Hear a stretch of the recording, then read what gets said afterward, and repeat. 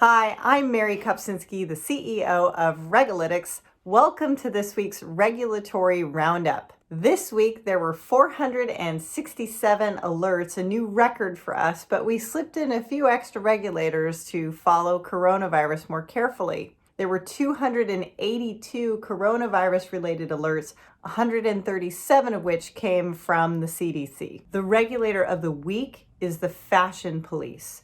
Due to the increase of people working from home, the fashion police are very concerned about the troubling trend of pantless video chats. April Fools! The topic of the week is e-signatures. Back in 2000, President Clinton signed the Electronic Signature in Global and National Commerce Act. While many industries have gone away with signatures, for some reason, when it comes to the time when we buy a mortgage, we still close in person. Strange, right? Well, with social distancing as our main concern during the coronavirus pandemic, how is that backlog of refinancing of mortgages, especially for those people trying to monopolize on the Fed's lowering of interest rates, how are those going to be notarized? And furthermore, with all of these new loan forbearance rules, how will all the mortgage-backed securities get revised at top speed? Well, a number of federal and state regulators have eased up on requirements for physical signatures for notaries, escrow agents, franchise registrations, and even U4 applications for securities industry registration for transfer. Some of the states have changed the law completely, some have changed the rules for a finite period of time, and some states have changed them so that physical signatures can be received as soon as practicable.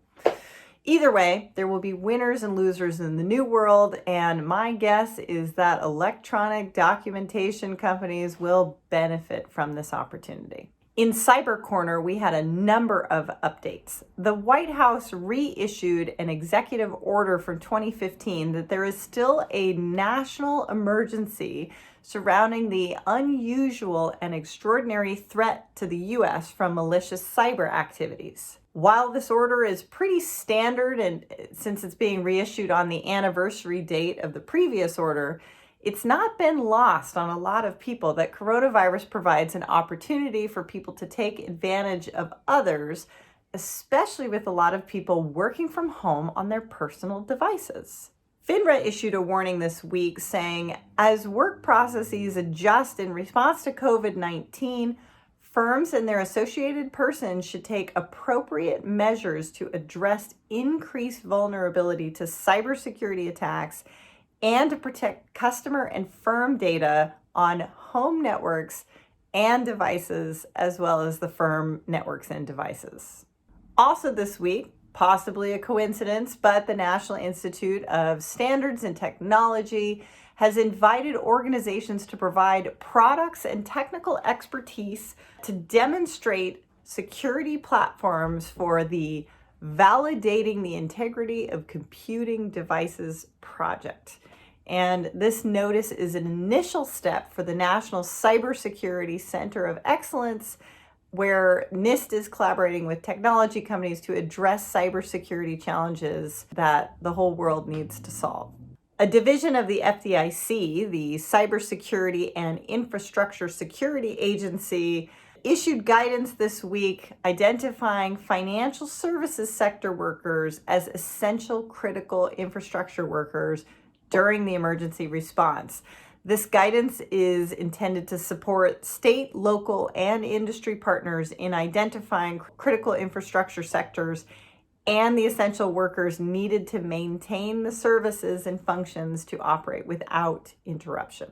Speaking of essential workers, and also in cannabis news, Washington State considers its cannabis and liquor businesses essential and made a special carve out for them so they don't need to submit taxes on a timely basis during the coronavirus crisis. For those of you following the LIBOR replacement, the Alternative Reference Rate Committee, or ARC, released a consultation for US dollar LIBOR fallback contract language specifically for student loans. Okay, so now to coronavirus news, and we'll start with the federal regulators. Obviously, you've all heard by now of the CARES Act passing last week. For those of you who need a recap, there are three major acts that have passed. Number one, the Coronavirus Preparedness and Response Supplemental Appropriations Act, which provides emergency funds to combat the spread, so mostly to the health agencies, but that one did include the Small Business Administration, which enabled a number of loans to go out. The second, which was passed on March 18th, is the Family First Coronavirus Response Act, and that one focuses on individuals and families. So that one provides, for example, sick leave, tax credits, and free COVID-19 testing. And so this week we got the Coronavirus Aid, Relief, and Economic Security Act, or the CARES Act, which is focused on the economy. If I were you, I would take a look at all three because it feels like every penny of tax dollar that we've paid into and tucked away for a rainy day is now pouring upon us. So if you need it, take it. The White House also produced the official executive order declaring a national emergency, which releases funds to all of the governors, which will be trickling down. There are certain states where the president specifically named a disaster in that state as well. So if you are a worried business owner or someone who's lost their job or have a sick family member or you yourself are sick, take a deep breath. We're going to get through this. There are funds not only at the federal level, but at the state level and also the city and the county level.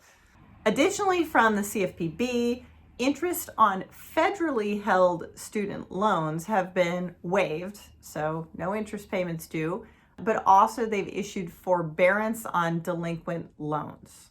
Also, the big regulators, so the CFPB, the Fed, the FDIC, the NCUA, and the OCC, so the major regulators of financial institutions, have issued a joint statement encouraging banks, savings associations, and credit unions to offer responsible small dollar loans to consumers and small businesses in response to COVID-19. Freddie Mac and the Federal Housing Finance Agency announced a relief plan for multifamily borrowers and the residents of their apartment complexes. Everyone can defer loan payments for 90 days by showing a hardship as a consequence of COVID-19 and getting lender approval. And if you're worried about your money being in your bank account, don't be, says the FDIC chairwoman, as she was addressing the Financial Stability Oversight Council. She said, "The FDIC was born out of a crisis and has witnessed many crises. We will get through this one together. Since 1933, no depositor has ever lost a penny in an FDIC-insured institution, and that will not change." In state news, a large handful of states modernized their telehealth rules. Many of them had done so already, but with the CARES Act expanding telehealth for Medicare, a few more states jumped onto the bandwagon. Similarly, a number of states provided alerts having to do with filing for unemployment in this record demand environment. Also, many states issued alerts about health insurance availability, reminders to unemployed people to file for unemployment immediately. In some cases, orders to insurance companies to pay claims in a timely manner. And in even other cases, like Washington, outright banning insurance companies from canceling policies for non-payment. And man, the scams from fraudsters trying to sell unregistered securities for the coronavirus cure fraud, companies claiming they have testing facilities, and even fake charities are popping up. So be sure to confirm with the regulators that a charity is filed, that a securities professional is registered, and that any sort of medical related product is also registered. Indiana provided guidance to consumers who purchase tickets to events that have been canceled or postponed due to the pandemic. Also, a number of states have issued new procedures and date changes around their presidential primaries. A small few of states have rolled back their DMV registration requirements, including the Illinois Secretary of State, who was really pleased that the federal government also extended the Real ID deadline beyond October 1st, 2020. And for those of you legal beagles who are enjoying all of the constitutional questions at play, there were two really interesting legal opinions that came out of the South Carolina Office of the Attorney General. These opinions were actually sought by the governor of South Carolina to ensure that his executive orders didn't violate the local constitution. That's it this week for RegAlytics US Alerts. Join us every Wednesday morning and go to our site to sign up for our free coronavirus alerts.